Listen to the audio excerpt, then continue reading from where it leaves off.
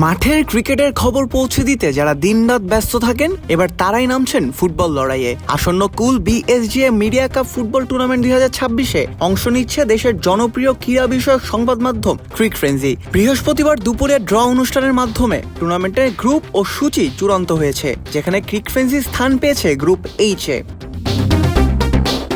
রাজধানীর মতিঝিলস্থ বাফুফে আর্টিফিশিয়াল টার্ফে আগামী রবিবার থেকে শুরু হতে যাওয়া এই আসরে ক্রিক ফ্রেন্সির প্রতিপক্ষ হিসেবে থাকছে শক্তিশালী সব গণমাধ্যম। এইচ গ্রুপে ক্রিক ফ্রেন্সির সঙ্গে অন্য তিন দল হলো এটিএন বাংলা, চ্যানেল 24 এবং দৈনিক নয়া দিগন্ত। নকআউট পদ্ধতির এই টুর্নামেন্টে 32টি মিডিয়া হাউসকে 8টি গ্রুপে ভাগ করা হয়েছে।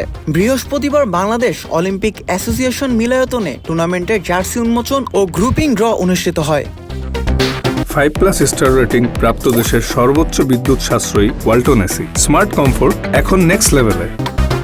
অনুষ্ঠানে প্রধান অতিথি হিসেবে উপস্থিত ছিলেন টুর্নামেন্টের পৃষ্ঠপোষক প্রতিষ্ঠান স্কয়ার টয়লেট্রিজের senior brand manager Adib Bin Shahid, BSGA সভাপতি আরিফুর রহমান বাবু, সাধারণ সম্পাদক এস.এম. সুমন এবং টুর্নামেন্ট কমিটির আহ্বায়ক রায়হান আল মুগনিও এ সময় উপস্থিত ছিলেন। ক্রিক ফ্রেন্সির জন্য এই টুর্নামেন্টটি নিজেদের ফুটবল দক্ষতা প্রমাণের বড় এক সুযোগ। টুর্নামেন্ট কমিটির পক্ষ থেকে জানানো হয়েছে প্রতিটি ম্যাচই হবে রোমাঞ্চকর এবং প্রতিদ্বন্দ্বিতাপূর্ণ।